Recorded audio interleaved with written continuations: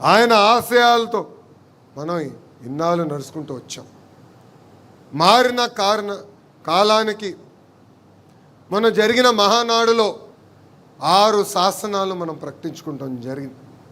ఆ 6 శాసనాలపైన వేదిక పైన ఉన్న పెద్దలతో చర్చించాం, వేదిక ముందర ఉన్న నాయకులతో చర్చించాం.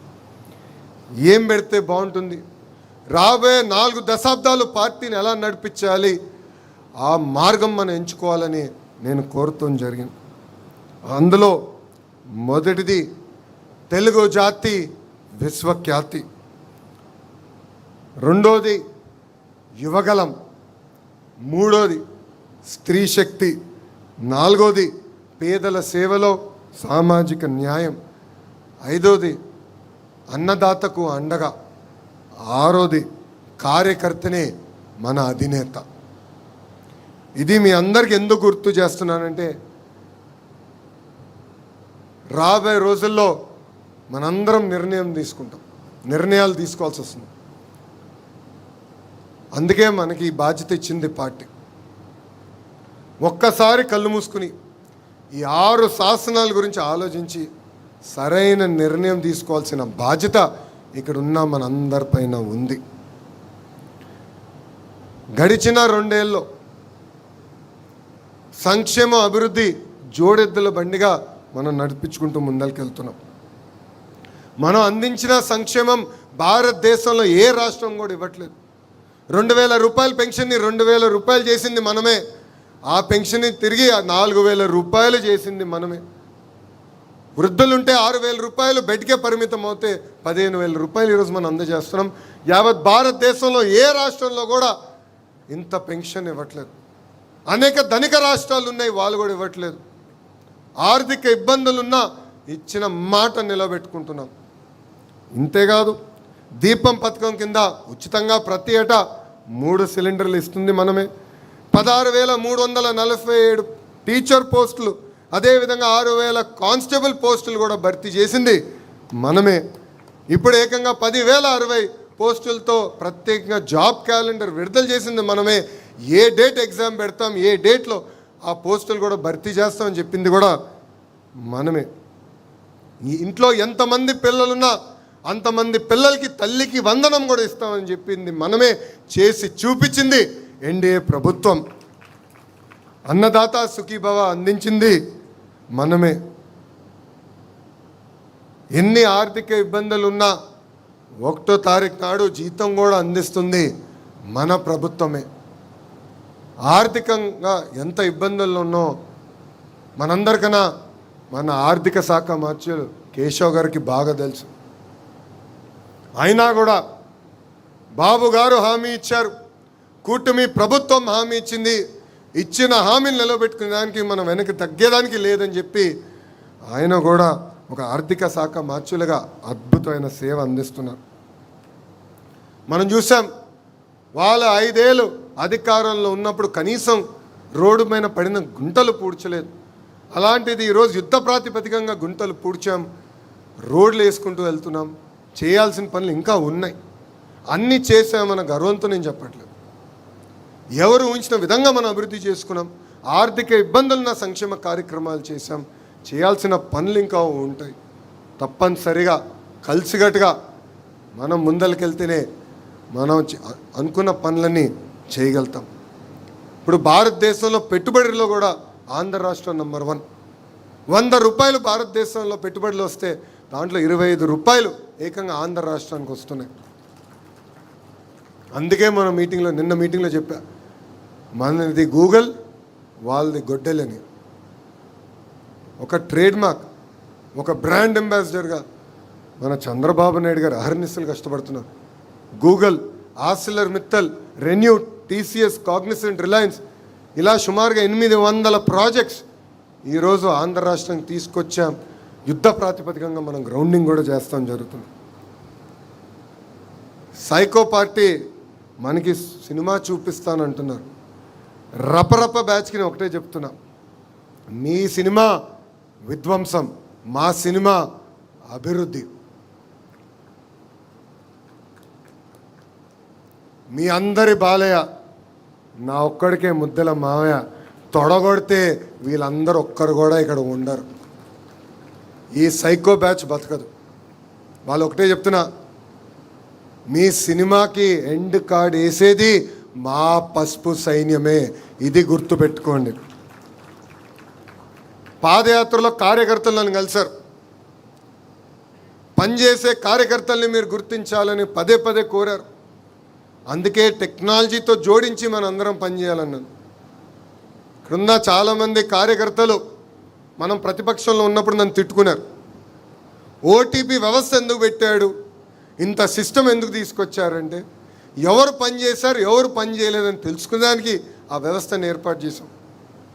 ఈరోజు మై టీడీపీ అనే యాప్ తీసుకొచ్చాం. మీరు చేస్తున్న ప్రతి కార్యక్రమం పార్టీకి తెలియాలంటే వేరే వ్యవస్థ ఉండదు, టెక్నాలజీతో అనుసంధానం అవ్వాలి.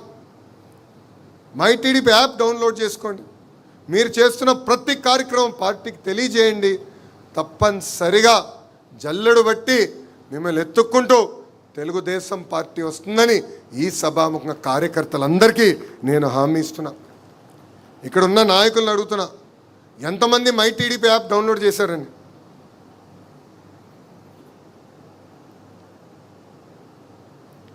వేదిక ముందున్న పెద్దలు ఇంకా డౌన్లోడ్ చేయాల్సిన అవసరం ఉంది. యువకుడు ఉత్సాహవంతుడు హరీష్ అందరికన్నా ఫాస్ట్గా ఉంటాడని అనుకున్నాను, కొంచెం వెనకబడి ఉన్నాడు. ఇప్పుడే డౌన్లోడ్ చేయాలి.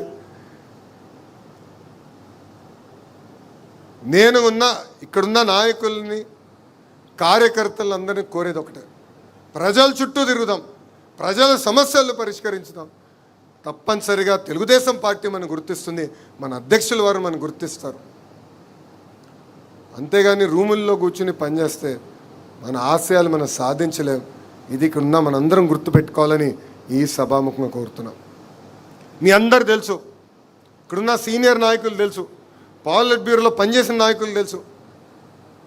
నేను బయట ఎంత పోరాడానో దానికన్నా 5 రెట్లు ఎక్కువ నేను పార్టీలో పోరాడాను. పార్టీలో సంస్కరణలు తీసుకొచ్చేదానికి పోరాడాను.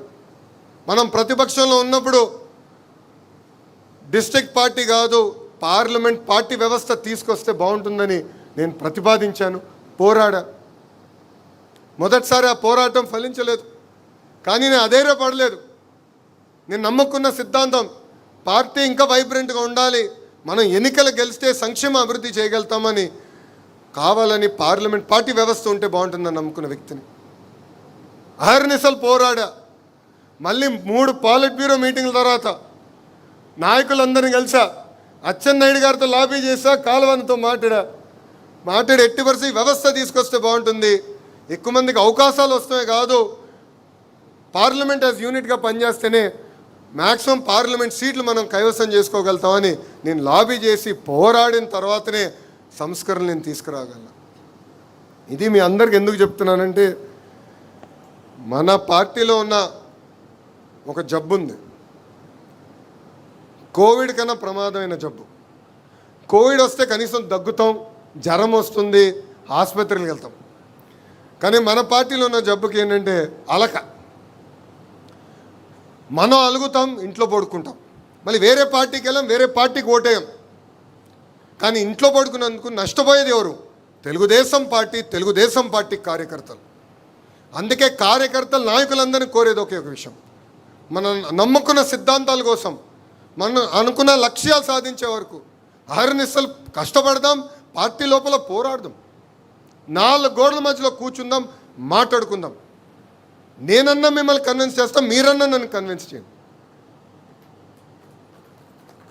కానీ నిర్ణయం తీసుకున్న తర్వాత జై తెలుగుదేశం, జై చంద్రబాబు గారిని బయటికి వెళ్దాం. బయటికి వెళ్ళి మళ్ళీ వేరే మాట ఉండకూడదు. మాది చిన్న కుటుంబం, 5గురమే. మీ అందరు తెలుసు, మొన్న ఒక 5 రోజులు, ప్రతి సంవత్సరం ఒక 5 రోజులు మా అబ్బాయితో నేను బ్రేక్కి వెళ్తాం, దేవాంశ్ నేనే వెళ్తాం. 5 రోజులు ఒక 2 సార్లు కొట్టుకుంటాం మా ఇద్దరం. నాన్నని ఇది చేయాలంటే నేనే అది చేయాలంటాం. చిన్న కుటుంబంలో కూడా విభేదాలు ఉంటాయి, చిన్న సమస్యలు ఉంటాయి. కానీ 4 గోడల మధ్యలో కూర్చుని మనం కన్విన్స్ చేసుకోవాలి, మనం మాట్లాడుకోవాలి. ఇది ఇక్కడున్న నాయకుల్ని కోరుతున్నా, రాష్ట్రంలో ఉన్న 1 కోటి మంది సభ్యుల్ని, కార్యకర్తలను కూడా నేను కోరుతున్నా. కలిసికట్టుగా పనిచేద్దాం, కలిసికట్టుగా పోరాడదాం. మనం అనుకున్న ఆశయాల్ని మనం సాధించడం. మీరు చూస్తున్నారు, నేను కేవలం ఒక ప్రతిపాదన గౌరవ ముఖ్యమంత్రి గారికి, జాతీయ అధ్యక్షులు చంద్రబాబు నాయుడు గారికి చెప్పాను. పార్టీలో మూమెంట్ అనేది చాలా అవసరం. గ్రామ పార్టీలో పనిచేసిన వాళ్ళు మండల కమిటీలోకి రావాలి, మండల కమిటీలో పనిచేసిన వాళ్ళు పార్లమెంట్కి రావాలి, పార్లమెంట్లో పనిచేసిన వాళ్ళు స్టేట్ కమిటీలోకి రావాలి, అక్కడి నుంచి నేషనల్ కమిటీలోకి రావాలి, పాలిట్ బ్యూరో కూడా రావాలి. అప్పుడే పార్టీలో కదలిక వస్తుంది. మార్పు అనేది నిరంతర ప్రక్రియ అని నేను చెప్తాను జరిగింది. టర్మ్ లిమిట్స్ గురించి కూడా నేను పాలిట్ బ్యూరోలో అనేక మార్లు చర్చించాను. ఇంకా వాళ్ళు ఒప్పుకోలేదు, పాలిట్ బ్యూరో ఆమోదం తెలపలేదు. ఒక ప్రయోగం చేయండి అని చెప్పారు. కానీ ఈరోజు చూడండి, ఏ పార్టీలో జరిగిన విధంగా ఒక మండల్ పార్టీ అధ్యక్షురాల్ని ఒక క్లస్టర్ ఇన్ఛార్జ్ని ఏకంగా పాలిట్ బ్యూరోలో కూర్చోబెట్టిన ఘనత మన జాతీయ అధ్యక్షులు చంద్రబాబు నాయుడు గారు. ఆయనలో ఉన్న గొప్పతనం, ఒక మంచి సలహాతో వెళ్ళి ఆయనకు చెప్తే వింటారు. 75 సంవత్సరాలు వయసు అయినా ఆయనలో 25 సంవత్సరాలు కుర్రోళ్ళు ఉన్నారు అనుకుంటాం. ఆయన స్పీడ్కి ఇప్పటికీ నేను అందుకోలేకపోతున్నా. నేను రాము ఎప్పుడు మాడుకుంటాం, ఆయనతో పోటీ పడతాం మన వల్ల అవుదని. అంత అనుభవం ఉన్న వ్యక్తి, 4వ సారి ముఖ్యమంత్రిగా చేస్తున్న వ్యక్తి. ఇప్పుడు కూడా అందరి దగ్గర నుంచి ఫీడ్బ్యాక్ తీసుకున్నప్పుడు మనం కూడా ఎంత ఫీడ్బ్యాక్ తీసుకోవాలో దయచేసి ఇక్కడున్న నాయకులందరూ కూడా కోరుతున్నాం. మనం చూసాం ఒక గుజరాత్ రాష్ట్రంలో, అదేవిధంగా ఒడిస్సా రాష్ట్రంలో కంటిన్యూస్గా ఒకే ప్రభుత్వం ఏర్పడింది.